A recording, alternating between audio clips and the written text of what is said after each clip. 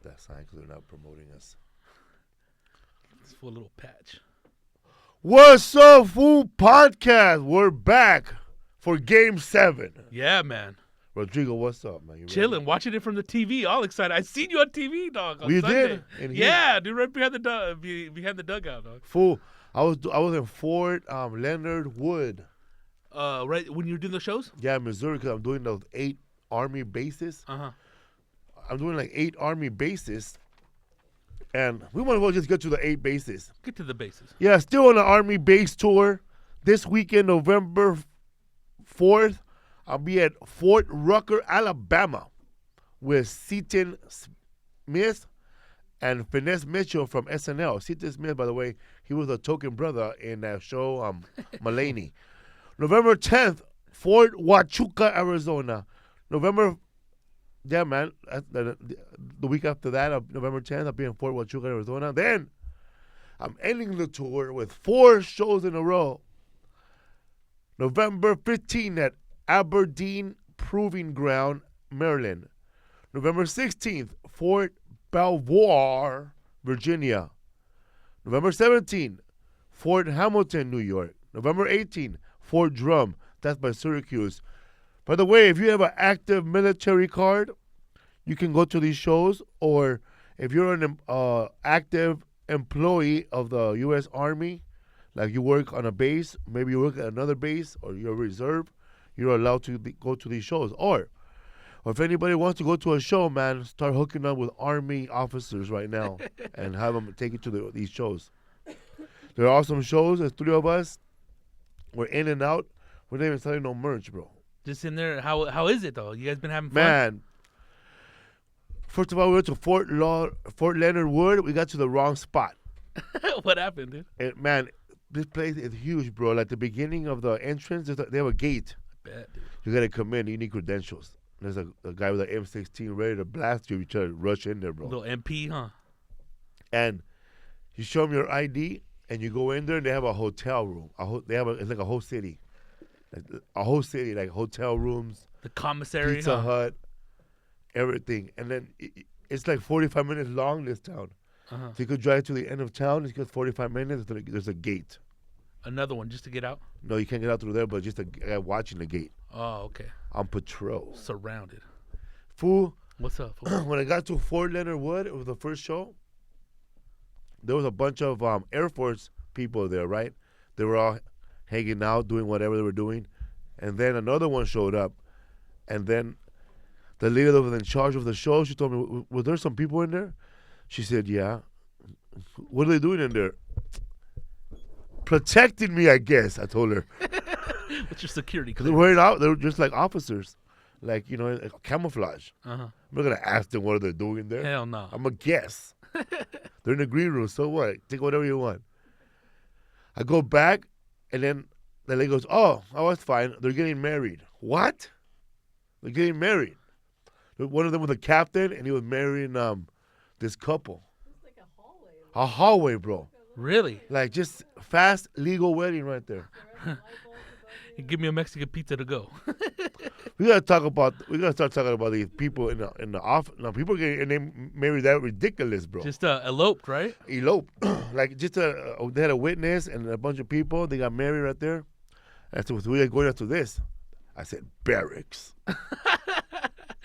Well, that way they can be with their, with their boo, I right? just thought it was weird that they just got married like that. Like, Because those barracks get all alone. You need your rib. yeah, sure. They were both in from the Air Force, but they're not even coming to the comedy show. They were just gonna get married in a green room. And that was it? That was it. Should have celebrated, dog, with some laughs. Yeah, man, it was far, man. These places was like, Those are like bases I never even heard of, dude. Fort Leonard Wood was huge, bro. And I saw they delivered a Pizza Hut to the hotel room, and then when I saw him, I made a joke about him because I know that. I goes, "Is everybody here from the military, or there people who are civilians too?" Then they say, "Yeah, they're civilians." "Oh, good, man, because the guy who delivered the pizza right now, man, he looked like me." Then I opened up with, "It's hard to find drugs in here," and everybody laughed. But there's a lot of fools up there, bro. Like, I met this one fool who looked like Stephen Fly. "What's up, everybody?" He met at the gate. Already bullshitting, dog. I'm the mayor of this whole fort. Before we come inside, he's the vice mayor, bro. He's the city manager. So man, that's like in the city, right? Like once the mayor goes down, the city manager takes over, right? Yeah, dude. All you gotta trickles down, dude. Yeah, man. That's when we were in Fort Knox. He said he was the mayor. We went to Fort Knox. How was that? I saw where the money is kept, the gold. Where's it at, dude? Dude, there's this bunker with it's all like with barbed wire, hardcore concrete building, Fortified. and then the bottom, they said if you've seen the money, they didn't show you the money. If you've seen the gold, they didn't show you the gold. They show you a fake one. So it's like He goes, they know where they're gonna take a civilian or anybody 300 feet underground. Supposedly it's 300 feet under the ground. yeah, you probably need a mad security clearance to get over there, dude. I ain't going 300 feet down to see shit, dog. Cause dude, don't they do testing down there and stuff like that too, dude? It's all So crazy. all these army bases are all fools training, bro, to be like To get go to ready, battle? Go to battle. Yeah, man. I met a guy named Rodrigo, whatever his name was. He was like Theo Chomes, bro, from San man. Antonio, talking like that. Shut up, dog. And I asked him, "What did you do, bro?" Because I fool working making hot dogs right now, bro. What'd you do in the war? I was He's a like cook. 53, 55 years old making hot dogs, bro. In But an life. army base with a skinny ass fool, bro. He looked like a redneck fool. He looked like a firecracker. Feed him, dog. He goes, "Oh man, I was a photographer during the war, for the army." He goes, "What?" "Yeah, I shot photography during battle, man, for the first Gulf War, Grenada, Panama." He started naming all the places. Damn. So they were shooting. You were shooting your camera? Yeah. He's been around, huh? He goes, "Did you shoot back with my camera?" Somebody had to document So it. that's what he did. He did, bro. It's funny, man. Like some people are fighting. You know, these army guys are fighting. You know, whatever battle they're fighting. But there's also a guy there fighting for the history. Oh yeah, dude. You gotta It has to be document it all. documented. Hell yeah, dude. Under a war, legal war, are you allowed to shoot photographers and paramedics? No, I don't think so. I think it's part of like Geneva Convention stuff, but I don't know exactly. But in guerrilla warfare, vale madre, huh? Dude, shoot anybody that Vietnam, moves. who cares? Huh? Yeah, man. Are you allowed to shoot the Bullets. guy with a walkie-talkie? Dude, we can't communicate, dude. Let him have it, dude. Take it, dude. Figure out where he's at, dog. That's crazy, man. So, man, all these fools, man. There was a fool there with a What's Up Fool podcast sweater. Are you serious? Yes. That's tight. A Shout little out to hoodie? him, bro. I forgot your name already. But, yeah, man. That's awesome, dude. He was in Fort Knox Fort Leonard Wood, Missouri. Missouri. With a What's Up Fool podcast hoodie, dog. Hell yeah, that's tight, dude. representing.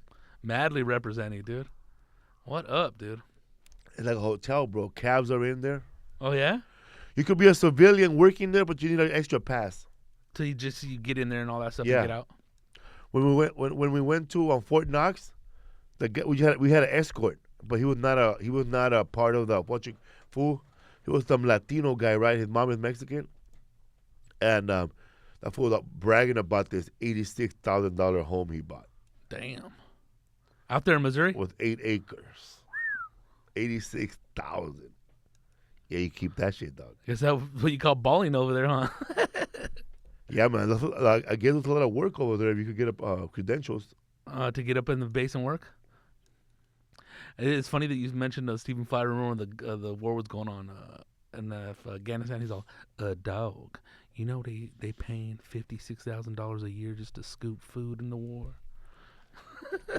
Just as like a line cook or something. So that photographer, that's what he does, man. He works full time with a photographer somewhere in town. Uh-huh. He has a home there in Texas, and he works part-time job there in the base because he's still military. So two Two jobs? jobs, photographer, and he works hot dogs Damn, all dude. day, all night.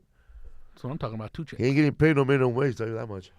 Hell yeah, dude. Because they have levels, right? Yeah, they're a bowling alley in Fort Knox, a bowling alley, a movie theater, a hotel, Pizza Hut, some restaurants, clothing stores, bank. It's a town, bro. Everything. It's a town. Yeah, but that town's under lock and key, huh? Oh yeah, bro, it's curfew. Damn, dude. Parties? Bro, I don't know if there's party, but I wasn't invited, dog.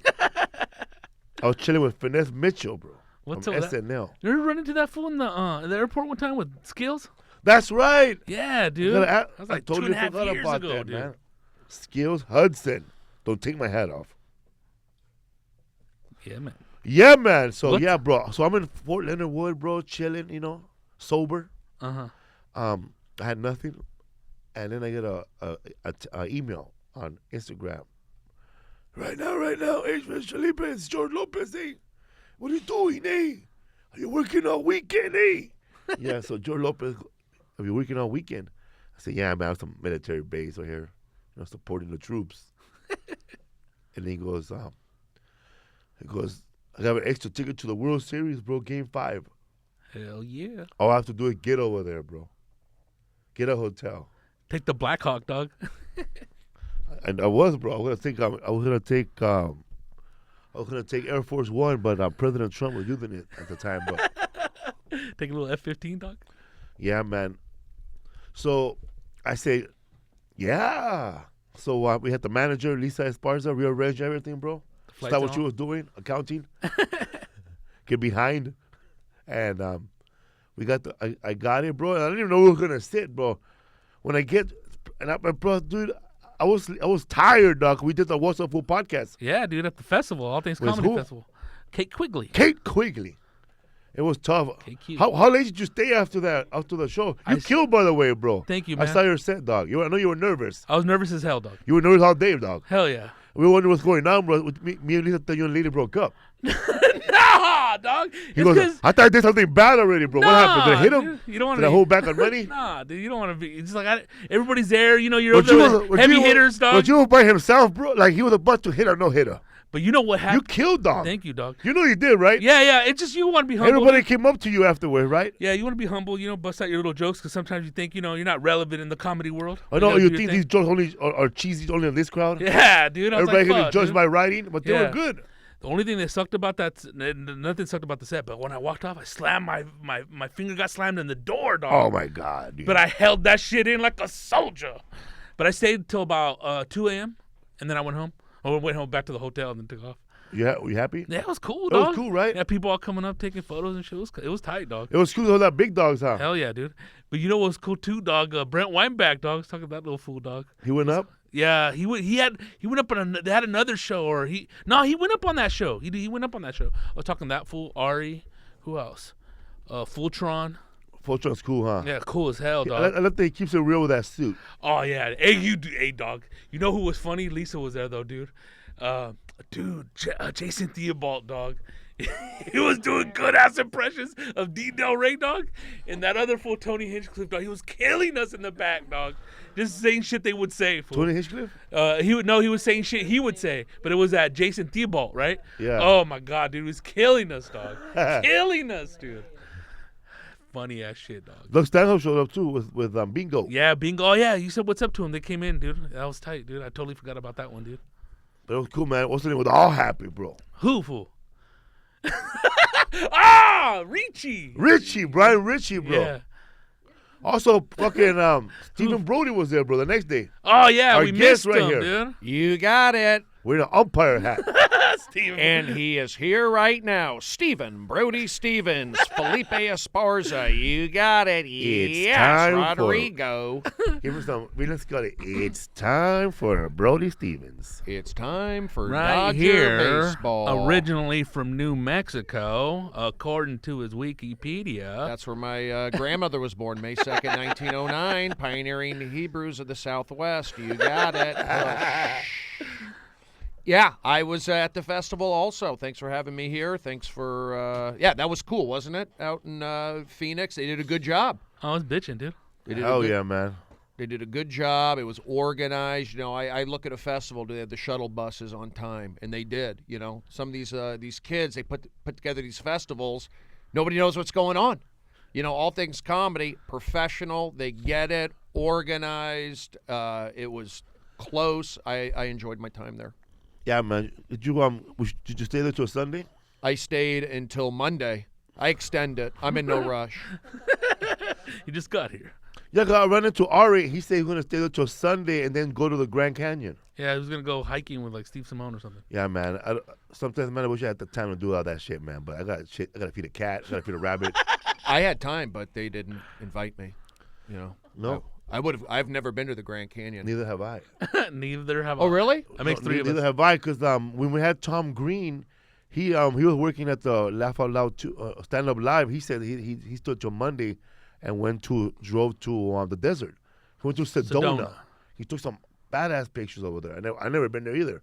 But when I do go there, I gotta be on mushrooms. Yeah. In Sedona. That's the way to go. That's a vortex. Have you been there? I've driven through, but it's red, right? Spiritual.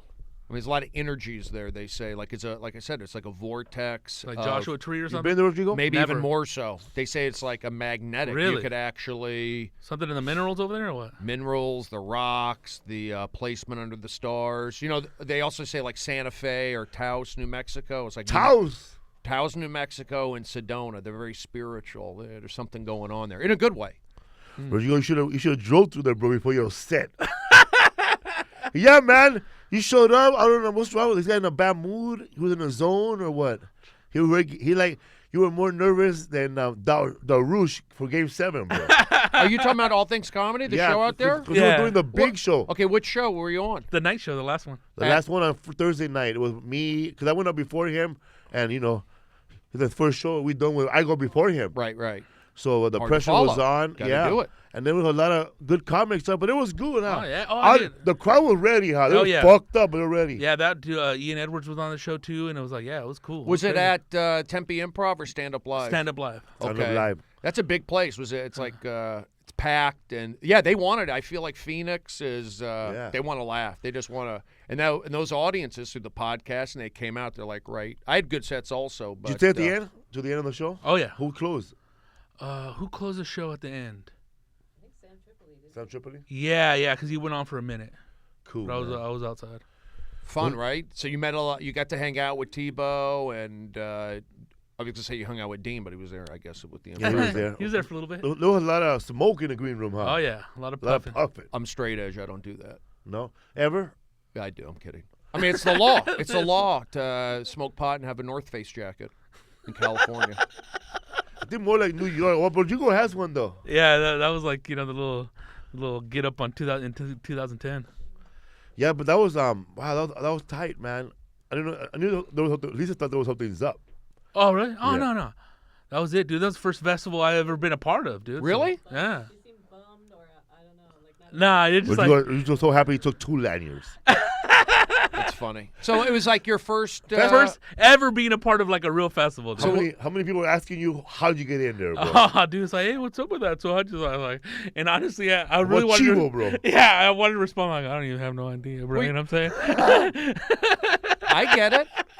I mean, you do the It was good. podcast with Felipe. Yeah. We did Brea. You're on that show. It was like I didn't think when I knew you were there. I didn't like go, oh, what is he doing here? I just assumed like I pick up on energies. I know what's up. Like Felipe, we get it. We've been to Dodger Stadium. We're not afraid to mix it up. Public schools, LA's. We've been here through our ups and downs. But I just I've done a lot of these festivals. I know these guys. It's like What was your first festival? my The worst festival, better. Oh Don't even mention it. Just say what happened. no! I mean, I've done. Picked up by a cook. I've done like I do early on in the I get them going. I'm there in the early stages, the first year, the second year, and then it gets popular. Then I get pushed aside. But I've done Moon Tower, I've done Montreal. It's funny how a you couple say that you times. get pushed aside. Yeah, It happens. it does. Like I always tell people, like when in the beginning, I always say, yeah, man, Felipe, we're trying to find a comedian, man, but it's only 300. Oh, so with 5,000, you would have got Mencia, right? You would have just forgot about Felipe. Slashing Pushed prices. aside. How about you give me 600 and call it a deal? Oh, straight into Venmo. I always ask for double what they want, man. Then I ask for 5. Then I go back to 2. Meet him at the middle. Meet him at the middle, man. So I don't want to get all into business, but I need to negotiate better to get somebody. I'm like Like, what do you want at every show you think you should make paid? at least $15. Like that's what they do at the Comedy Store. Nah, man, kidding. $50. Okay, In 50. town. I go okay in town.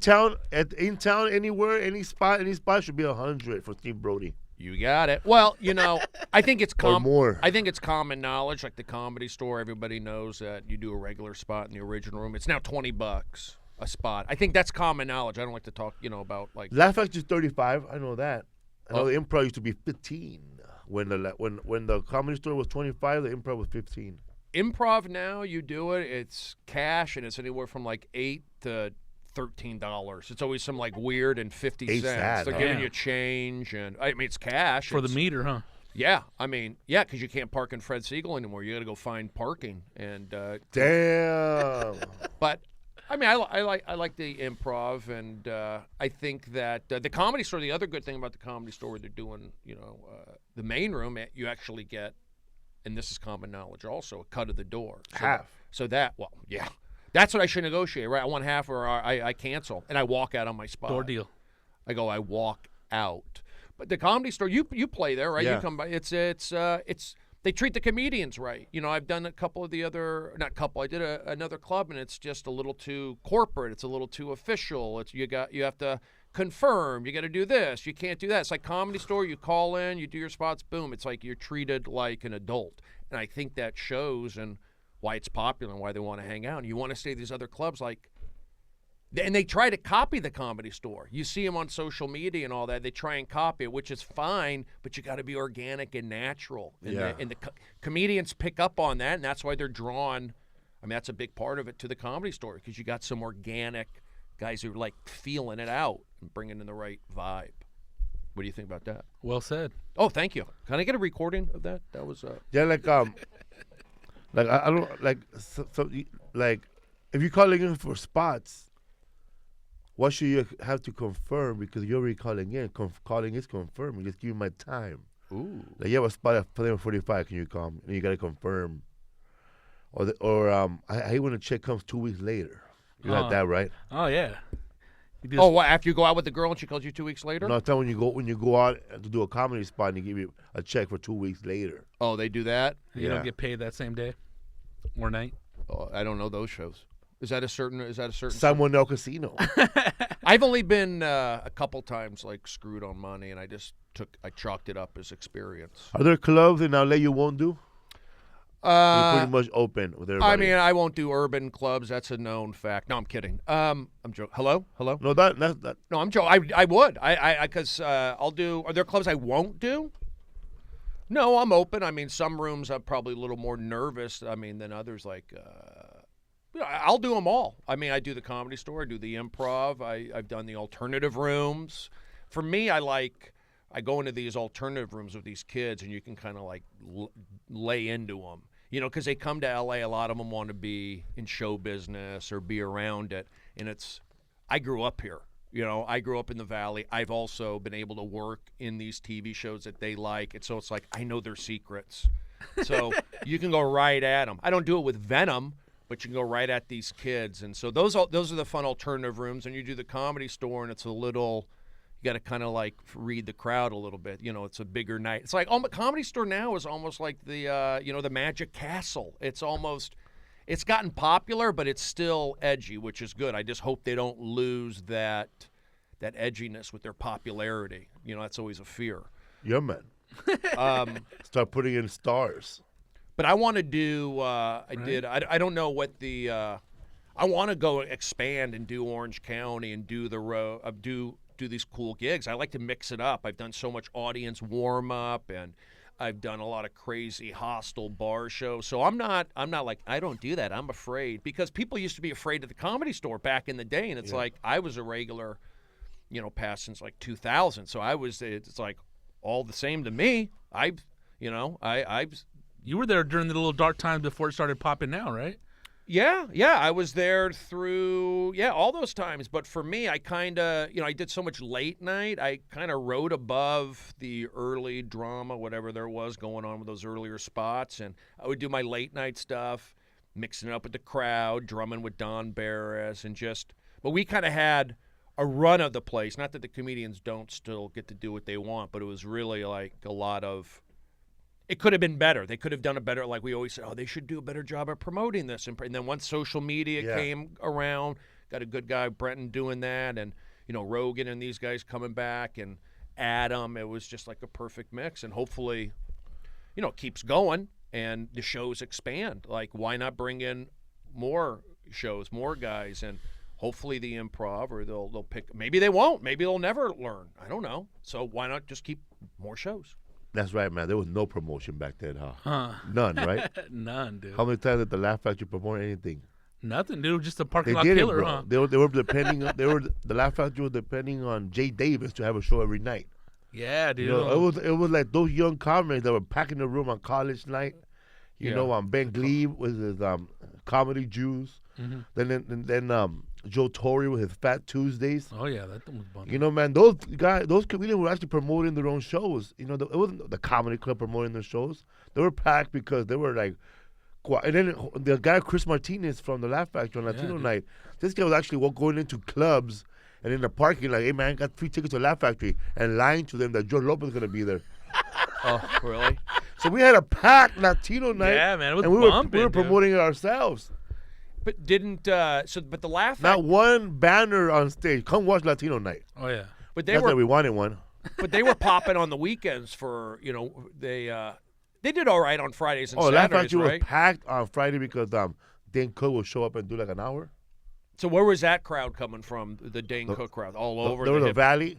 They were coming in from Jay Davis' room because they were growing up watching Dan Cook at Dublin's And and, they then watching him at the Laugh Factory with Jay Davis shows, and then Skylar Stone shows. They were very popular. They were They popular. were really fans of comedy, though. They were fans of celebrities. They were fans of celebrities. Because if you go to like when Lisa was waitressing at the Laugh Factory on Chocolate Sundays, dude, girls just showed up looking for that money. For those stars. Yeah, because once the Lakers started showing up, hot, tall model-looking black girls would show up, and they wouldn't buy nothing. Because Lisa would tell me they would just order stuff and then wait for someone to pay for it. Like just ignore her. This bill's gonna be $79. Okay, just leave it right there. Or they wouldn't even say anything. Wait, the Laker guys would come in and Yeah. they would not. Laker guys, all sorts of guys. Fisher was there. Laker guys would come upstairs and sit upstairs and watch the show. Football players. And did they were cool, not cool, ran you around, They were all tip, cool. didn't tip. The fans, the audience members, The audience members. They were out of control. Yeah. just annoying, very pretty girls. Yeah. There were a lot of pretty girls there, man. A lot of cheating. Oh, A lot of cheating from comics. And it was, sometimes they had to set it up so crazy that, like on most nights, every comic gets to hang out in a hallway by the bathroom. And if you had a good set, you come out. This is how I would do it. I learned from the best. I would have an awesome set. Then I would look around the audience, and if I see someone I like, I'll wait for them to get up and go to the bathroom, and then I'll catch them, come into the bathroom at the same time I'm coming to the bathroom and go, oh, wow, you were funny. Oh, yeah, just that. I know that That's how move right by the lockers. Oh, there. Yeah, man. hello. Stephen Exactly. Brody, you beast. You got it. That's I know. right, cocksucker. Yeah, that's a little combo. That's Huh? how I met Lisa, bro. Anyway, but on Chocolate Sunday, whoever runs that show doesn't let comedians hang out right there, bro. Oh. Other comics got to go upstairs. So the host gets the first dibs. Oh man, And then they send everybody else upstairs. he gets a top shelf. So is it a whole different vibe on, say, like the Chocolate Tuesdays or whatever, the night, is it a Latin night and then they have the urban night? The Urban Night Chocolate Sunday, it's more like an event. It's like they promote hard on their social media, and you get all types of African Americans. They're Ethiopian, real Africans, people from the South Central, people from the Valley, People from out of state. people from out of state. People fly into that show. And how are the crowds like towards, say, somebody like me? Now, if you were to ask Brody, are you nervous about? I don't know if the question Well, was like, if you're nervous, they're gonna sense nervous. I know, They're that's gonna what give I'm up. saying. They're gonna give up. so what do I got to do? Come at them hard? Come at the crowd You gotta hard? come out there real and be yourself, man. Scared. Don't No, I'm chuck kidding. and jive to them. Just tell them, man. If you want to tell them that you're afraid to be there, and with your first line, they're gonna eat it up and laugh, man. And they're gonna give you support and go, "You all right, Stevie? You just do your thing." Yeah, you're right. I know those guys. And I end up doing okay. That's the thing. Like, I've done But so many. It's sad when you're doing bad, though. Uh-oh. Here Because we the same go. lady will go. Like, I remember some guy was bombing bad, Uh-oh. and the same woman said, "Somebody help him." Oh, I can see that happening. Oh, my gosh. That's all she needed to say. Somebody help Stevie. How about them Lakers? Oh, I need you now. I've done so much audience warm up for here for Fox Sports and The all these shows. newlywed game. And so you're thrown in, you're getting audiences from inner city out. You have no choice. It's your job. You're doing warm up. So it's like, and urban crowds will say they like it when I act like cocky and like I played sports. You don't talk to me that way.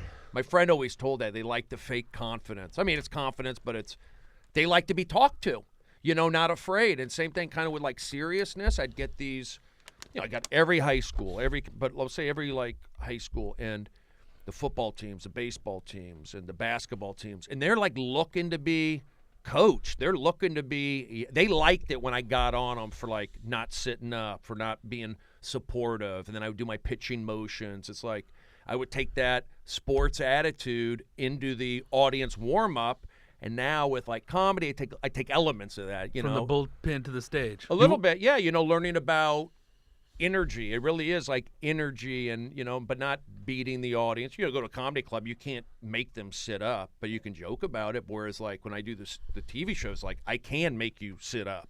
You know what I mean? So you learn just about energies, groups, and I was like lucky to be able to do all those warm ups and work with all the different schools and in all different groups of people, and they're all people. If you bring the positive, you bring it, eventually they might take a minute or two to come around, but then they come around, and, that's what I always feel. That's what I do, bro. Yes, you got it. That's what I do, bro. I'm from the Valley too, bro. 818. I haven't thought about that I for a went to minute. Kennedy High School, bro. Who's that? There's some guy that we know, man, since comedian, man. He started off in the Latin scene back in the 90s, late 90s. But now he's doing motivational speaking in colleges. Oh, get me into that. I'm serious. But you're just watching you speak. You're already more credible than the other guy we're talking about. Oh yeah. How many followers does he have on Instagram? Oh, come on, man. You beat him up. Dude. Okay, then You let beat him me like get a his gigs. bad stick, bro. Let me get his gigs. Contact the National Council of La Raza. I've heard of La Raza. But so you grew up in LA, man. You could tell that you've always been to sports. Yeah, I just like always Baseball, Always everything. played baseball. I was basketball. You play Little League. Little League, Tarzana, You Little a League. bad motherfucker. Damn. I had a good arm. Did you love the Bad News Bears too? I like the Bad I News love Bears. the Bad News Bears. I like the original one. Me dude. too, bro. That's a I love Bobbis it. one. That dude. was I like- love baseball, bro. Like when I was a little kid, I used to watch everything that's baseball. I used to watch Is This Week in Baseball. That's right. And I used to watch Dodger Dugout. Channel 11. Yes, right before the game started, Old bro. I used to school. watch the Dodger post-game show. I used to watch the show before the show. And I used to watch that guy, the fucking sports machine. George Gene Michaels. Yeah, George Michael. George Michaels. This is like, pre-internet, pre-major It cable. was all then man, like when I used to hang out, bro. Like I knew a guy named Lamont Repose. He's dead now. Uh-oh. Okay. But that guy was a legend in the projects, bro. This guy, Like a badass baseball player. he was badass. He loved the Dodgers so much that he would always sneak into the stadium. And man, I see pictures of him with Tom Needingfield, bro, with no T-shirt on. Are you He's serious? like they're holding Tom Needingfield's Who had no shirt on? The kid? Tom Needingfield. Okay, then all right. Well, it's kind of strange, but And he took home with bats, probably stole them So he make it all the way in? all the way in, bro. Dude. we used to sneak into Dodger Stadium. I knew all. Which way? It's How? Because when you go, the king of sneaking into I concerts. only snuck in once, but I had a ticket. I just walked by him real fast. Well, Dodger Stadium, I knew. That's my friend was a bat boy, so I had sometimes we would just sneak in, like we to see how far we could push it. Right. But we used to sneak into the Forum for Lakers Celtic games. It was easy. Like you go in and then you you get the ticket stub, like you're gonna go outside and smoked a cigarette, and they put like they write on your ticket. So then you get a friend a ticket stub, you write on the ticket, and you both go in. So we snuck into like I snuck Lakers into the Forum Celtics. twice. It was easy to sneak in. Everybody would sneak into the Forum, and the Celtics, the Lakers, that was a huge thing. But I think this with the Dodgers right now in the World Series, this is bigger. I think it's as big as Showtime Lakers. It's definitely bigger than like Kobe Shaq Lakers. Hell yeah. The Dodgers. Especially going to the seventh game, dude. It brings everybody together. The Latin community. You've got the Asian community. You even got the Persian community. You got Iranians with Hugh Darvish. You got Beverly Hills and Encino into it. This is international. people like the Dodgers. The energy they feed off the crowd, always 3 million, and this is. I think this is good for everybody. What's happening? Hell yeah, bro. So when I got invited, like, who's gonna turn down Game 5 tickets, bro? Oh hell no. And dude. I didn't know where I was gonna sit. Dude, I was tired, bro, because I only slept like 3 hours, 4 hours a night just to make us. I had to fly the next day, and I was like, the times and all that. So I slept 4 hours one night, 4 hours the next night, 4 hours the next night. 12 hours. When I got to the show, when I got to Phoenix, bro, dude, it was like baseball fever by my hotel room, bros. All the scalpers from Los Angeles were scalping tickets outside of my hotel room. Are you serious? All of them. Shout out to Mike G Tickets. He got 300 tickets to sell today. Damn. Wait, 300 tickets he's got for He had 300 tickets for Game 5, Game 6, and 7. And he had an extra one for me, bro, to sit in the front, like right behind home plate. But I gotta leave my wife hanging by herself. Drinking micheladas by herself. Give her some nachos, or I gotta take off real quick. Where'd you sit in Houston? Oh, dude, I didn't know where I was gonna sit.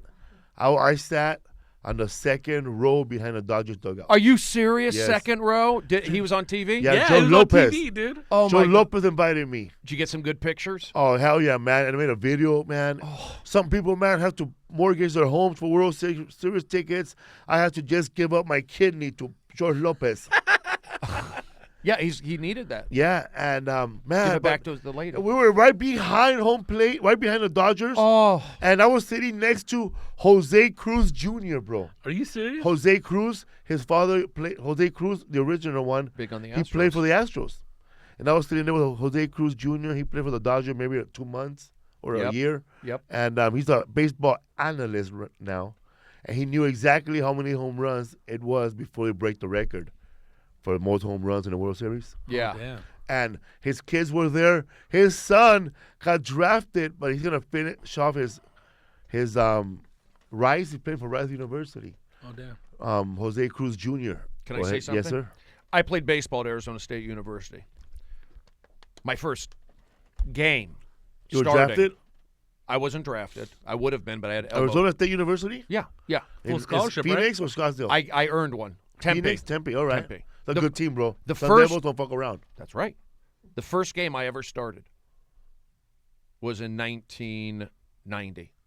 The team I faced, Rice University. Yeah. He was on the team. Jose Cruz Jr.? You got it. Faced him. Forgot what he did. Probably got a hit.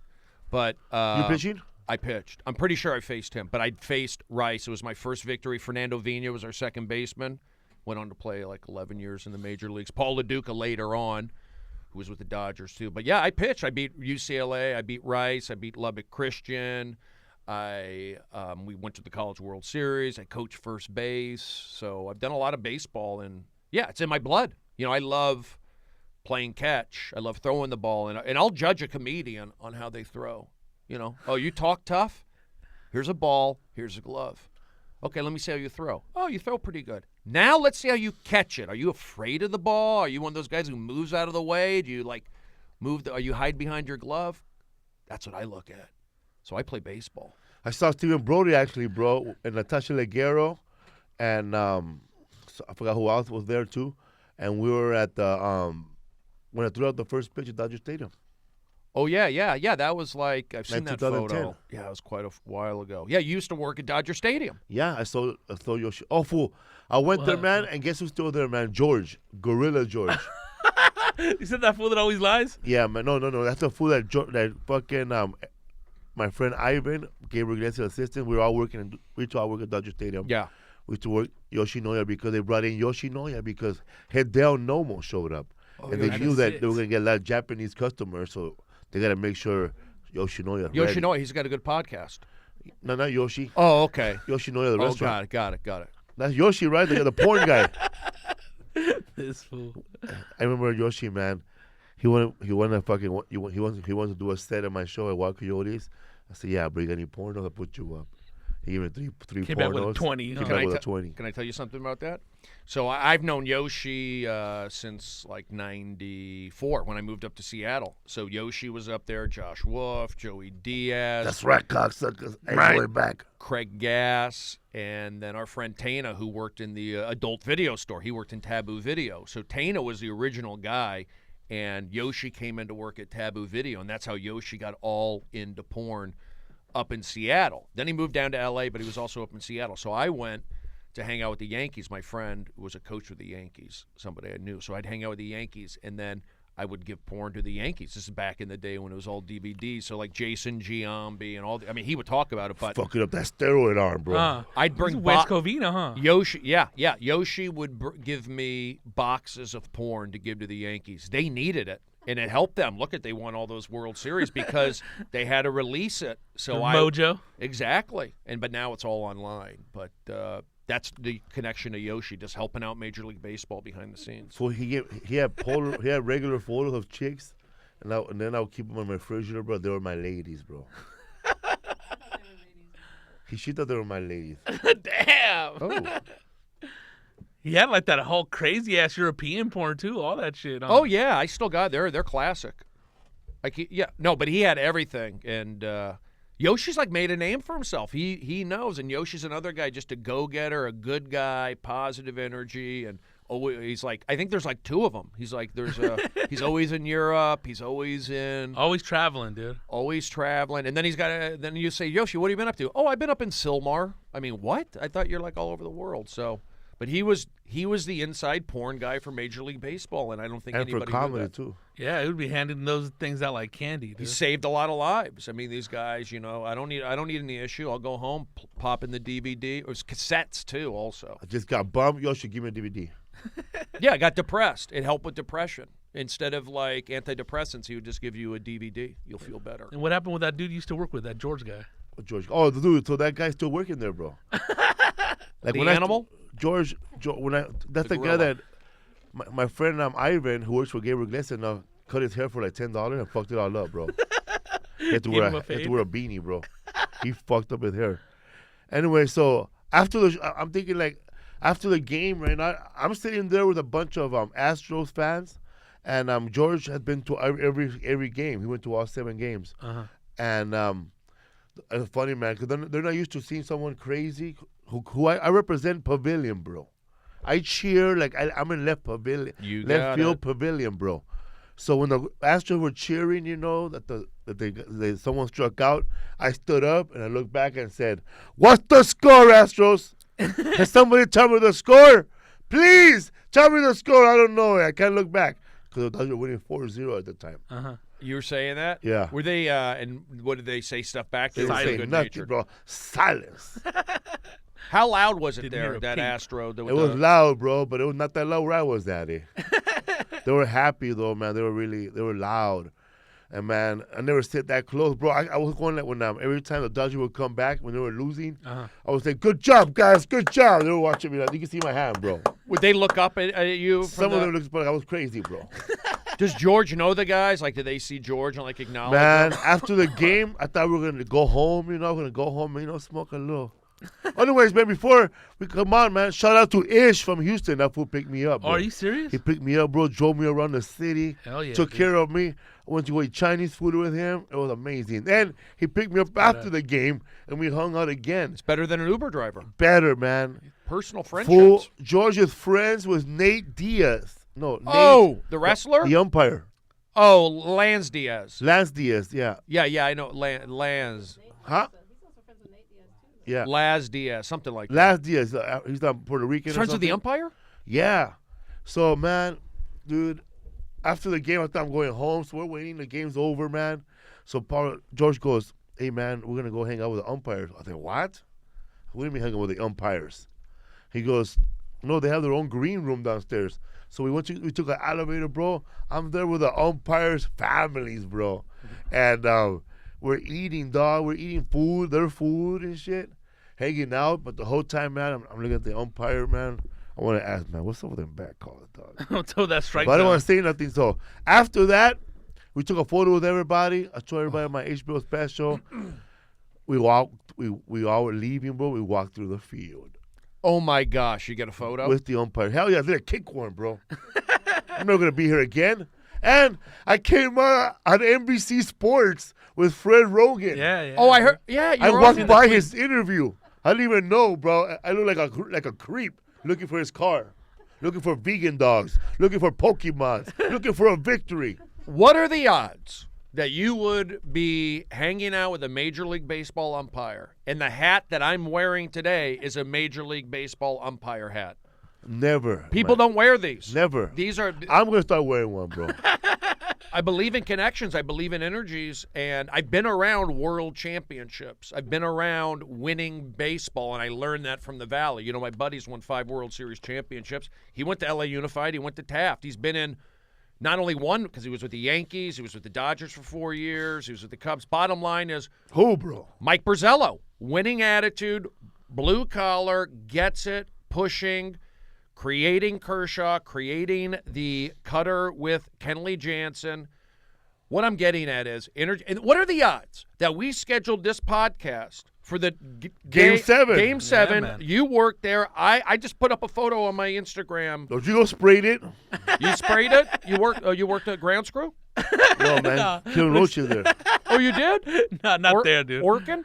No, around the corner actually though. Western. Like cucaracha. Yeah, La Cucaracha. Oh, they have good chicken.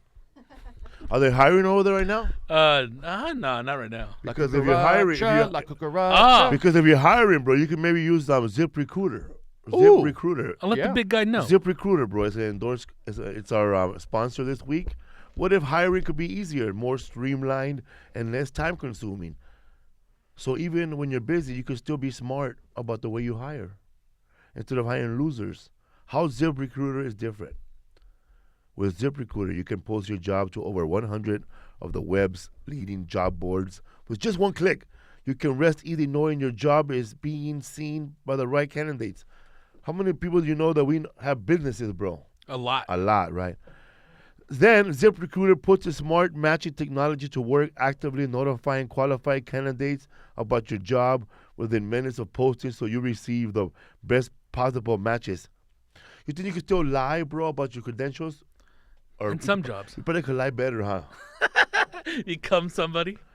No wonder 80% of employers who post on ZipRecruiter get a quality candidate through the site in just one day. ZipRecruiter, the smartest way to hire. Right now, my listeners can post jobs on ZipRecruiter for free. That's right, free. Just go to ZipRecruiter.com/foo. ZipRecruiter.com/foo. That's ZipRecruiter.com/foo. One more time, try it for free. Go to ZipRecruiter.com/foo. ZipRecruiter. I'm on it right now. You got people to hire, Rodrigo? Yeah, we'll have to let Mondo know, dude. Cause I'm pretty sure if Mondo would use ZipRecruiter, he'll probably get a qualified roach killer right away, bro. Not no family members that you gotta. It sucks when you hire a family, you gotta see them on Thanksgiving, and you know they're hungry because you fired them. No present for you this year. Steven Brody here, man. You got it. Comedy store regular. Yes, Panorama City, born Kaiser. You and I did an open mic once We did where? at the in the Valley, of course, 'cause that's where you're from. At the Buzz Cafe or Buzz something. Buzz. It sounds familiar. Yeah. Give an address. We did an open mic. How long? It must have been a long time ago. Long time ago, back in 1999 or something. I believe that. Yeah. Was that on like Ventura Boulevard? Buzz? Yeah, Ventura Boulevard.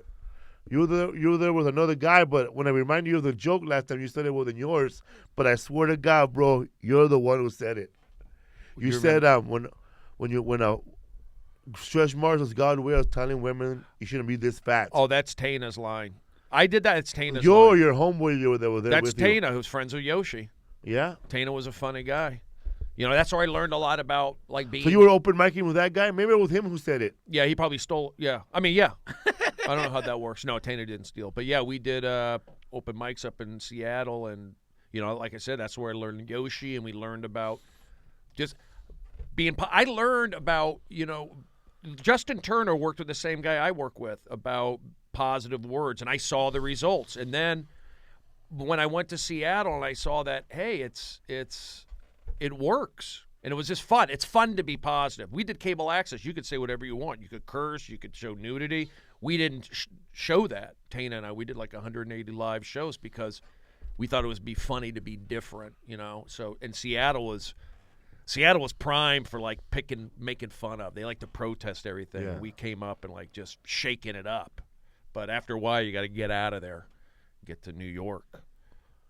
We did. What's up, fool? Rodrigo, what's up, bro? Yes, Brody. Chilling, dog. Getting ready for this game, man. Yes, Game 7 tonight. Game 7, man. Who's pitching? Darvish. Darvish? Persian, Asian. Persian. Yeah, by the time Asian. by the time this airs, people will know the results on I Friday. know, huh? Game 7. We could post it tonight if you are today. Are you serious? Yeah, what's today? Okay, Game 7, bro. Oh, my What's gonna gosh. happen? What's gonna happen, bro? Dude, I'm going for a Dodger win, dude. That's it, man. That's it, man. If someone would ask you, bro, Rodrigo, I got Game 7 tickets right now. Show up. Is there? What'd you do? I'll say yes, but I was already thinking about going over there and sneaking in tonight. I know, bro. Oh no, there's gonna be like National Guard there. Oh, It's no, gonna no, be no, high man. Man, let me and tell you, man, you FBI, dress high up. end They'll throw your ass security. in the can all you over gotta do there. is find yourself a military officer outfit and say, man, I'm supposed to be holding a flag. I'm supposed to be singing Or- the national anthem. Dress up like a maintenance guy. Hey, man, I'm supposed to be cleaning this grass. Dude, I'm telling There you go. Because you know what? If you dress up like the lowest job they have at Dodger Stadium, don't even look at your face. Like if you have a mopper, nobody looks at him. Yeah, you get a mop. When the last time you remember what the mop guy looked like? Never. But you remember who the security guard looked like. Oh, dude. You remember what the fucking cop looked like. Oh, security right. guard haircut, huh? So you go mop. You go. You go mop, bro. How was security when you were over there? Fool.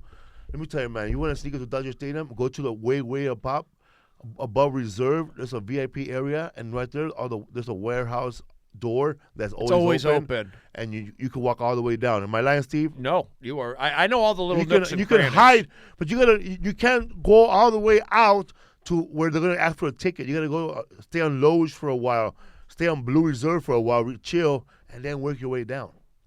But I'll tell you, after 9/11, security changed, and now Dodger Stadium is just like there are cameras everywhere. You know, they'll be on you. You'll be like, think you're somewhere, and like a guy pops out, you can't be here. And you know, it's like it's pretty hardcore now, but it's worth it. I think that They're watching, bro. yeah, it's what they're Like- getting. It's like Big Brother. They kicked out this couple on the side of me last night. I don't know why they kicked them out, and then someone told me that someone, either that woman's husband or her, grabbed that Astros hat from somebody and threw it on the field, bro. Oh. But I didn't even see it happen. It was all And then quick. they just grabbed her like, "Come here, ma'am."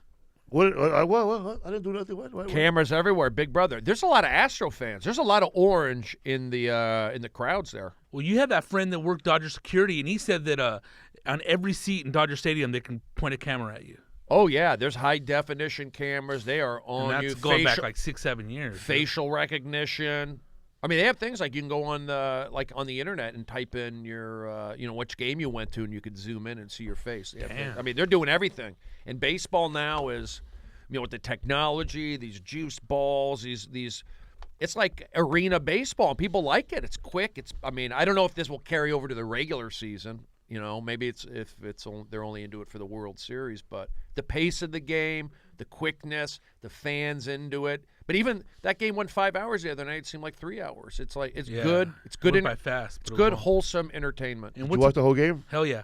Wasn't saying. And what's up with the baseballs that they're saying that like they're hitting a lot of too many home runs this year? So, theories Steven on the- Brody, are the baseballs lighter or heavier? Or they wind up tighter? I think they're wound up a little tighter. I think that's giving them the. That's true because one of those home runs that was hit at Minute Field, Uh-huh. the ball was going 96 miles an hour, bro, 97, and the guy still whacked it out of the field, dog. I mean, that ball soared, bro. That ball was so high, you didn't think it would ever come down. And when it came down, it was a home run. I think Maroon Gonzalez hit that one. Marvin Gonzalez. Marvin, yeah. These, I think they're a little juiced, but, it's still – I like it. You still got to get the guys out. It's for both teams. But these games are pretty exciting. Everybody – my mom's into it. You got regular people into it, and it's just – Isaac's into it, bro. Hell He wants yeah, to play dude. baseball now. Oh, yeah? After the game, that fool went to his room and locked everything up, bro. Then he come back outside. he was mad at the umpire, bro. Are you I was serious? afraid to tell him, bro. We ate together. But you know what I'm not some seeing? pitches, dude. I'm not seeing Dodger flags around on cars. I don't know. I was gone I the see last more week. hats. Everybody's I wearing see hats. I see one flag on the way over here, but man. No flags. What's up with that? Somebody slept on that hustle or what? Yeah, I don't know. And at Minute Maid Field, there was a lot of orange, bro. Yeah. And last night I saw some patches of orange in a certain lot. places. It seemed like there was a lot. Like they travel. They're Dodger fans travel too. But I saw something a about shitload of Dodger fans in my hotel room, bro. Yeah. But they were all scalpers. in Houston. They're all scalpers. These guys have been scalping tickets in for 20 years. Remember that one dude that was trying to sell us that extra ticket for cake for a lot of money? He was there, bro. Are you serious? That big fat lady. He used to go to Wild Coyotes. Yeah, because you start going to concerts a lot, or are those that you see that you start recognizing the scalpers, dude. Who Well, scalps when I was tickets? talking that to the many main of 'em. scalper, he told me Exactly. that after the World Series, they're going to rest for a day and they're going to all fly out somewhere in Oregon somewhere because there's a sold-out Bruno Mars concert and they have tickets for that. And they're going to Oh, sell really? them. Trying to get Wango Tango. Let me. I lived in Seattle. I'll talk to Rick Dees right now. I worked at. Or Chuy for la Puente. I worked with the Seattle Supersonics. I sold T-shirts there. Supersonic. So I worked in the team shop in the arena, and I'd sell the T-shirts. And forgot what I was saying. Talking about Seattle. Scalpers. Oh yeah. So there was this guy there, this Asian guy who would always be, but kind of like a weird-looking guy, but always be scalping tickets at the game there at Key Arena in Seattle. And then, and he was shady because he had to go back and forth. Then about like 3 years later, I was down in it, maybe 4 or 5. I was down in L.A. at the youth hostel, and he was staying there. The scalper guy, he was in L.A. And he was like surprised. He recognized my face, and I said I was like with FBI. It was like an FBI bust, and like he freaked out over it. This crazy like Asian guy who was up to no good. But you're just talking about scalpers. I happen to see him. Like, it is a racket. These guys travel around. They're like carnival workers. They're at everything, and I think they get benefits. It's they get residuals, 401k or 401k. It's a good deal. You know, there's options. If you consider Uber, maybe consider scalping. These guys know about the old school scalping too, man. Back in the days in the 80s and 90s when just say Ozzy was performing, and it was before credit card sales. I was one of those kids, bro, that somebody gave me like a shitload of cash, and I was standing in line, bro, and buy 10 tickets for Ticketmaster's Music Plus. And Music they give it Plus, yeah, yeah. bro. That fool Mike G ticket guy mentioned Music Plus. Standing right there, bro, with a shitload of cash and buying 10 Ozzy Osbourne tickets. And then after it's sold out, slanging those shits. Yeah, the last We would scalp tickets on Sundays. We go with the baseball camp, Sunday games to Dodger Stadium, leave from Encino, a bunch of these Jewish kids going to the baseball game, and then the owner of the camp would have 50 leftover tickets, the blue level up there, and he says, you got to go out and scalp them. We're scalping tickets for the baseball camp, running around Dodger Stadium.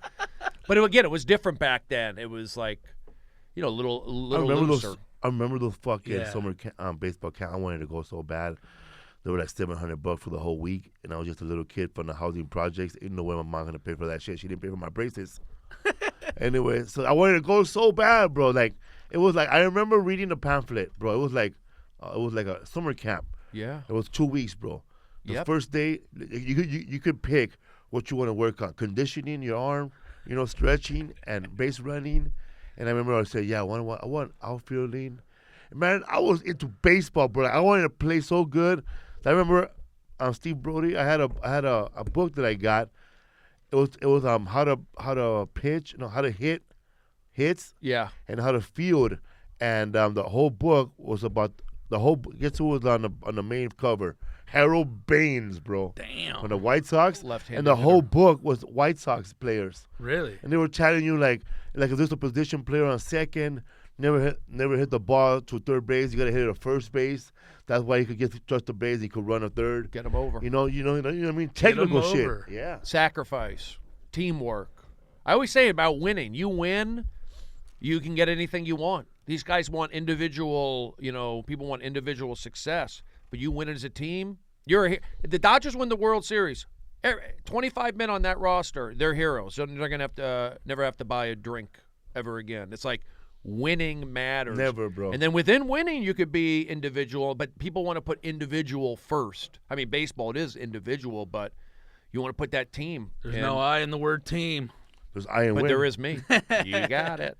But I try to, like, that's what I try to tell people. You win, and it allows for freedoms, more fun. You know, but you got to win. Like when with the Yankees, like they expect to win. It's like corporate.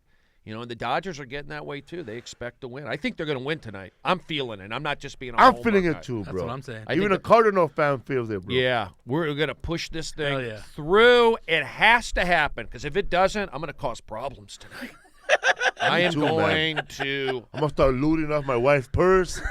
They thought Devil's Night in Detroit was bad. Wait till I get started. Yes. I was funny when I was doing my Instagram video, and I walked up to these Astros fans, and you're right, bro. Everyone's into it. They were East Indian probably, and I asked them, "What's gonna happen tonight?" "We're gonna get stabbed," he said. Oh yeah, they're prepared. No, everybody's into it. If the Dodgers lose, do not yell Astros in front of their face on the way out. You'll get I guarantee you right now, if you're an Astro fan, if you're from Houston, do not cheer on the way out in front of a Dodger fan, Tuck in your feelings. because now you're asking for problems. The game's over already. Oh, you already, could've- but you're already thinking the law. Oh, I wouldn't go there. Visualize positivity. Visualize that Yes. win. But they should put, Yes. Worst case scenario. And the forward. Dodgers, if you guys win, man, rip every orange jersey you can find. I think both fan bases are pretty. I think because we're so respect each other. I think because Yeah. we're both the Astros are so new at this. It's the first time here. There's not really no rivalry. Just like good competitive baseball. Right. Yeah, it is those. They're so good. And the games are good Yeah, too. Good ass team. And then Lisa hates walks. Dude. You She hate hates walks. when the walks. Oh, well, they're loading the bases, and then they bring 3 home runs at once. Both sides, it's back and forth the same way. It's back and forth. It's drama. It's not quitting. Just when you think it's Mad done, drama, dude. you just got to get up, and that's what baseball teaches you: dealing with failure. Like you just think it's done, and you get it going, and then you like some luck. That's like the exciting part of I this forgot series, man. when you're pitching, man. Like I was watching when I was playing MLB game on my video game, and I thought like okay, I'm just gonna be throwing. The baseball game is just gonna be throwing, right? And most video games, when you play a sports game, the team the player playing fatigues out. You can see like his energy level going down, but on the baseball, on the pitcher's point of view, when you're pitching, on the video game, it's more like real life, bro. Like I give away 2 home runs, and you can see like in a video game, his mentalness is leaving too. Yeah, it's Confidence. psychological. Oh, dude, and you can see like when it's red on the pitcher, dude, he's not on it. even throwing right. He don't have the 90 miles an hour, man. He's gonna get rocked. It usually happens at 85 pitches. Yeah, they start getting fatigued. But there's a lot of your pitcher, Steve. What the mental thought after 2 back-to-back home runs, and everyone, It hurts. Your college is cheering for you. How do you feel? Does it feel like bombing or worse? I think if it hurts, like I'll never play again. I suck. I remember I go, oh, I stink. But you gotta bet. It depends. Are they 2 single shot home runs? Or are they like bombs? If you give up Winning like home runs. two single shot, 1-run solo shots, I could battle back from that. But if you're getting like clobbered, it is kind of demoralizing. But you got hopefully these guys will back up. But I would pitch. I'd visualize. I'd get stronger like towards the end. Like I could smell that victory line. And I pitched a lot of 9-inning games. I struck out a lot of guys because I'd read their energies. Like I'd take it personal. I go, you're digging in on me. I'm going to strike you out, or I'm going to bust a curveball on you. So I would give a great effort, but I wasn't like Cy Young. I like 8 up innings, but there was times I could really like dig in and get passionate. I could pitch angry. I can't do comedy angry. So pitching angry, get that adrenaline, get that 5-hour energy into you. Boom!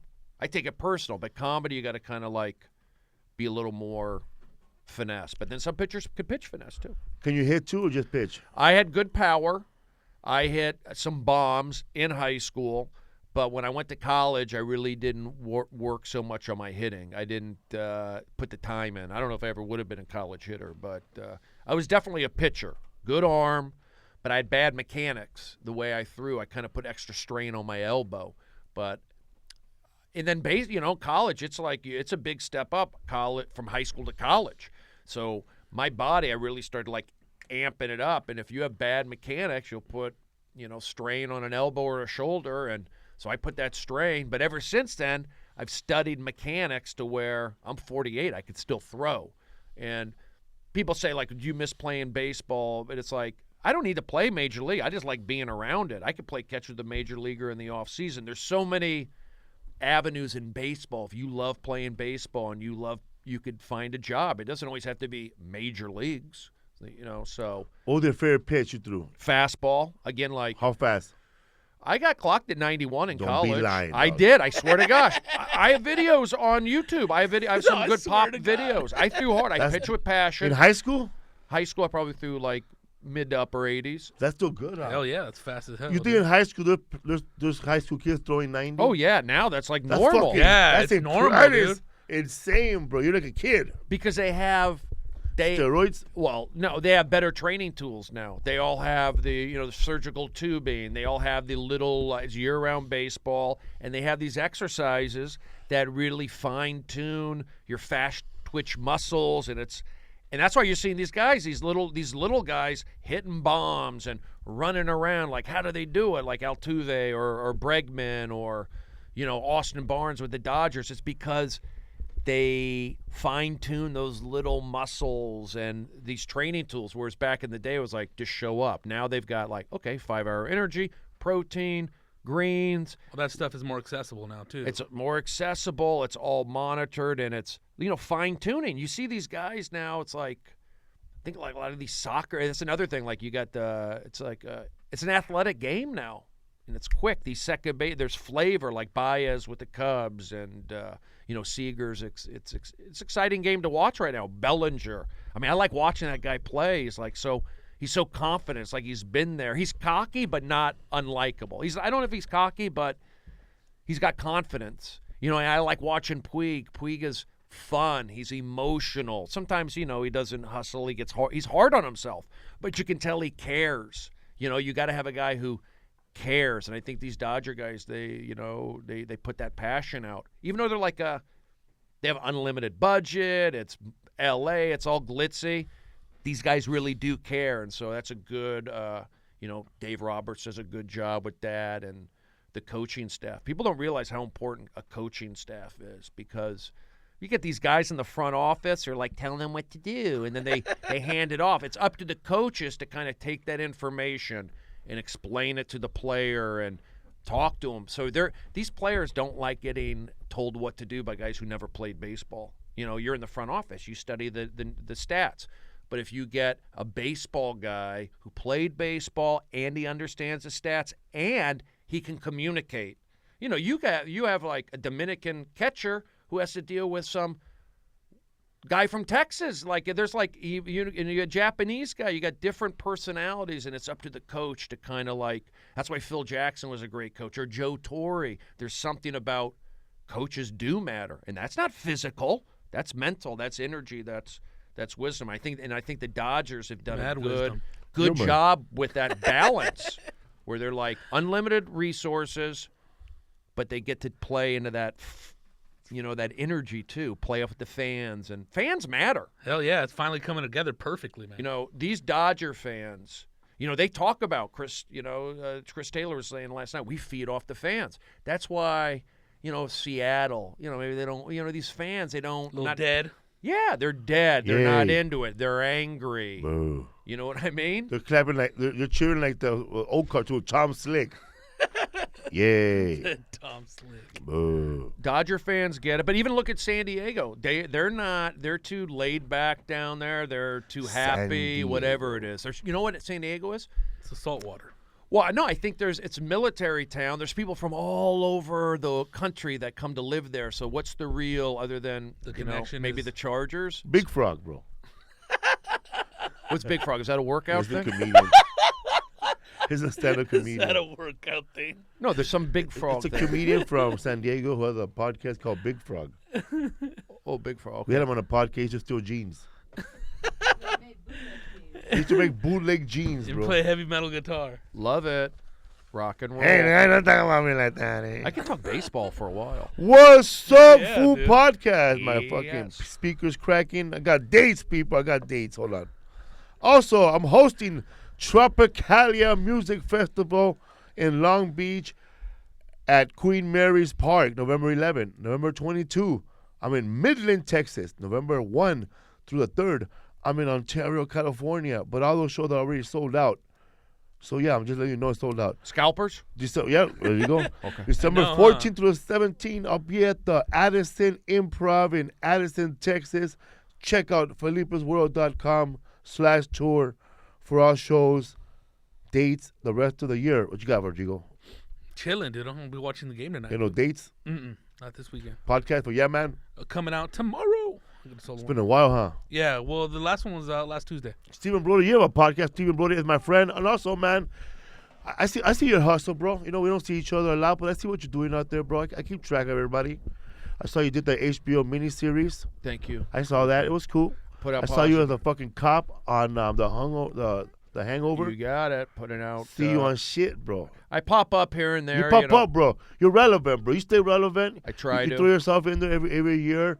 Let people know Steve Brody's around. That's right. And also notice one time you take your meds, and I was like, "What the fuck's going on?" Well, you know what? I got blackballed. You know. I remember what was going on. You were in a bad mood. I'm like, do you need backup? Should we go fuck somebody up for you? What's going on, man? I was. No, I check, bro. Everybody I started off with, I see what they're doing. But you know how these Hollywood types are. They pressure you. You know, I'm blue collar valley, and they're trying to give me this, you know, Hollywood, Brentwood, West Side, the hills of Satan energy. I go, I don't play that game. So there Let's meet was, for dinners, have lunch. you know, there was like, I mean, I'll do dinner and lunch, but when you start like, I just felt like there was some conflict there. But I stick to my guns, and that's what you learn from it. You learn from it. What happened, bro?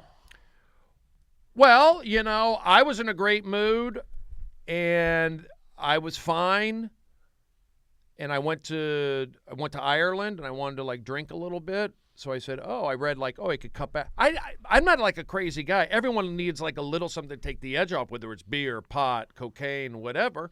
So because Women. Facebook was stressful, I took a little bit of this Lexapro, common, normal thing. It's like small dosages. It's supposed to take the edge off. So anyway, on that, went to Dublin. I heard, I've never been out of the country. Maybe I'll drink a little bit. Somebody said, if you cut back, you could drink a little bit. So I cut back, drank a little bit. Things were good. And then I went to Montreal straight from there. And I got sick, really sick, but I was feeling good. But I got sick probably from stopping the meds. That's the thing. I cut down, and my body like reacted to it. But my shows were great. I was wide open. I'm going, hey, I feel great. I'm happy. But I was just talking. And then when I came back, people go, Brody, you're not acting yourself. I go, I'm happy. And they were telling me, take a victory lap, have fun, because I was reserved. Remember, I hadn't had any problems before, and I haven't had any problems since, and the problems I do have are usually audience warm-up related. You don't see me getting road rage. You don't see me getting fights at the Comedy Store. You don't see me getting fights on a podcast. You saw it with audience warm-up. You saw with me having a show about me, having these guys who didn't play baseball. Maybe they're not blue-collar, and I'm trying to push, and there is just kind of like I can go into it, but I made a mistake, I'll say that, maybe by going off, taking the med down. I was just a little more sensitive, and it was just a combination of maybe the travel, me doing stuff. And it wasn't, it was just pushing. And I go, F it, you're going to push me, I'm going to push back. So there's just a lot of that energy, and I feel like I learned my lesson. But I talked Were you happy, though? You look happy. Am I happy? You know, back then, off the meds? Yeah, I mean, believe me, being off, I was open-minded. I was like, but I could really get into it, getting my mind wandering, and it was kind of like, I mean, now I know how to handle myself now. Like if I take a lot of caffeine or if I cut back, I go, okay, I know I'm cutting back, or I know I'm high, like I'm more aware. I learned it's like, don't touch the hot stove. I kind of touched it, but I also touched it not knowing. It wasn't like, I made some. I mean, I got sick. I got sick in Montreal, and he said I had strep throat, and he gave me an antibiotic. And my mind was just like clear. I mean, I was clear, but maybe that took time for me to get adjusted. But my friends saw, I go, hey, you're not acting yourself. I go, yeah, I am. I'm doing great. Well, you're not acting yourself. And then they started like, are you okay? And I go, yeah, I'm okay. Well, you don't think you're okay? And I go, leave me the F alone, man. I mean, don't you get it? And then it kind of like spiraled. But once they started, poking at me, I kind of poked back kind of thing. And then I put stuff on Twitter, like F Periscope? this guy. Well, this was before Periscope, but I did a video. Yeah, I did a video. But you know what? It was just a learning experience, maybe getting out of my system. But I think it was a combination. And I'm not blaming anybody. Ultimately, it's me. And I did learn from it, and maybe others can learn from it. Like, can't stop meds cold turkey. Doesn't mean it doesn't mean you had a breakdown. It's just like somebody like doing a ton of coke and getting that's the way I look at it. It was just a big shock to my system. So I didn't really take it personal. Like, oh, I can't handle pressure. You try to do warm up. But I can handle pressure. But I feel like this was a little. I like doing Periscope. I like doing stand up because I kind of like do my own thing when I'm better that way. I feel like when I'm trying to. I wasn't trying to impress anybody there. I don't know. It's such a long time ago, to be honest with you. It's like I kind of moved on from it, but I'm glad I went through it.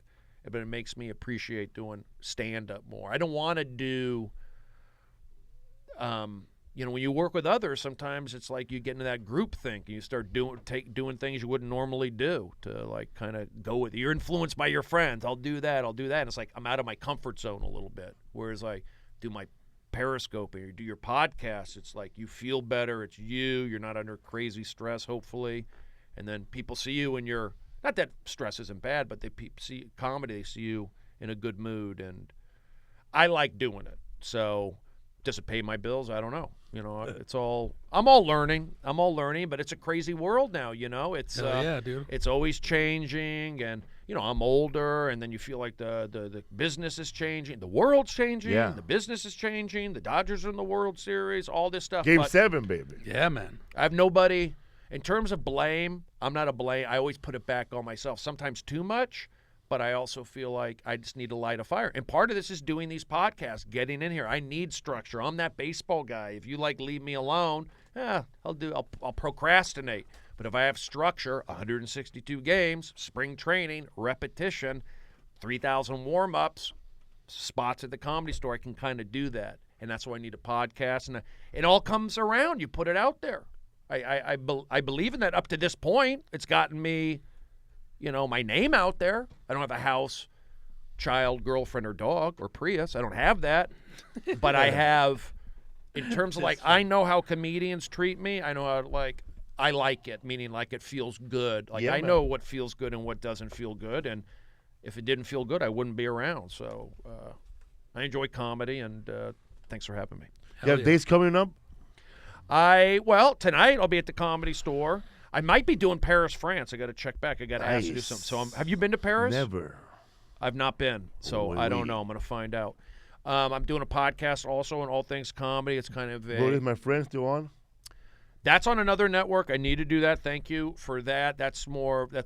You're in the top 200. I see your name. I am? Up. Yeah. I got to follow Every up once on in a this while. stuff. Because people I don't do it enough. Because people find out about you, and then they go search you out, and then they go through all the episodes. Yeah. Then they start asking, where's the next one? But it's always up, right? That's all they do. You're in the top 200 iTunes, I need to do which more. is amazing because there's a shitload of podcasts. And to be in the top 200 is good. No, thank you. I just feel like What we need is Steve Brody and my friend T-shirts. I do. You know where that is me friend. It comes from when I was a waiter in New York City. I had two busboys, Mr. Lee, who was like a 70-year-old Chinese guy, and Tony, who was Albanian. And Mr. Lee would always go, Brody, you good guy, you me friend. So it was always like an homage. Same thing with enjoy it. When I was in Tempe, Arizona, this was 1988, my freshman year. I was like kind of homesick, and on Sundays I'd get the LA Times and I'd go to McDonald's in Tempe.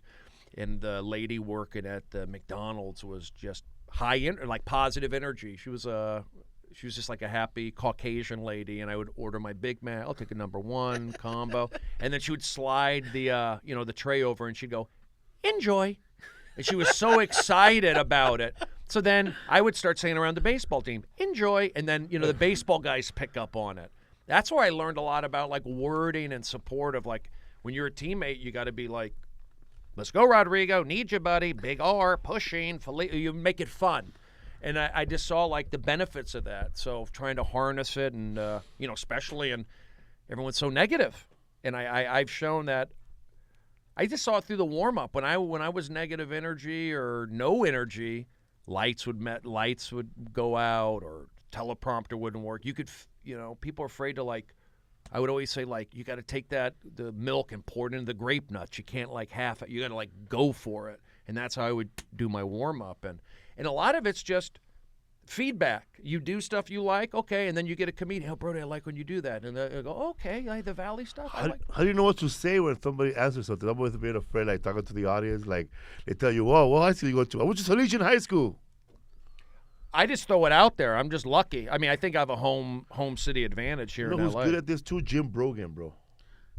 Oh yeah, the famous guy, Jimmy Brogan. Yeah, Jimmy the Brogan's Laugh Factory. good, man. He was Jay Leno's guy. His little notepad in his, like pen on his something shirt. like my wife would watch you, and she said, like every high school coach.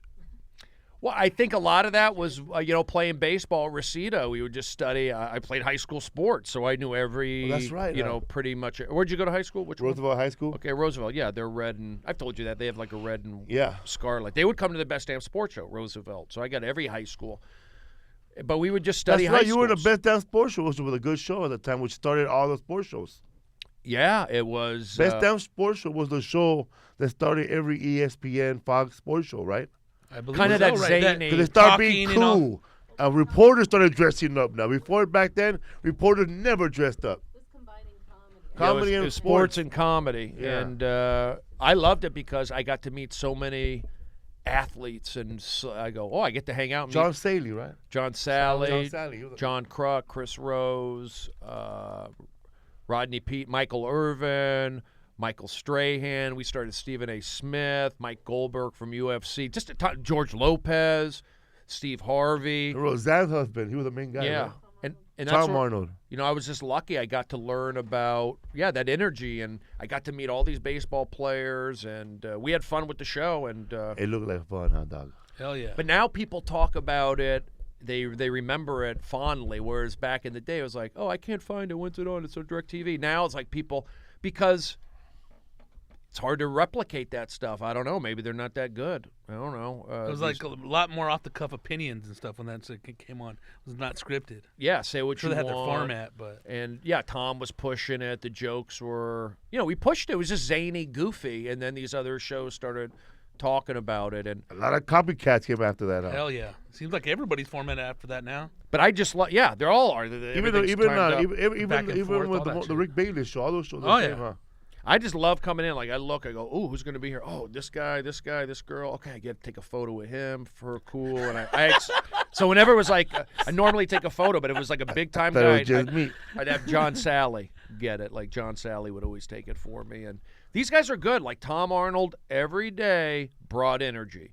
John Sally, every day, nice guy, really was. Chris Rose, the host, professional. Just, you saw it, and it was just fun working. And, I took that same energy. I went to Chelsea lately. I took out the sports and just honed that and took care of the comedians on there. And then same thing when I went to At Midnight, which just wrapped up. I did that the first 2 years. It's cutting through that fake audiences. Like the fake clapping or people being timid or these VIPs acting too cool. Because I've been up there. I've been up on a show, like you say something funny, the audience is you're not feeling it. When I do warm-up, like I said, I can close my eyes and go, we're good, let's do this. And that's what I did to take care of the comedians. So, again, I listen. I don't, they say, I like when you do that Valley stuff, or I like when you do that. Okay, good, I'll keep doing that. So it's putting your reps in.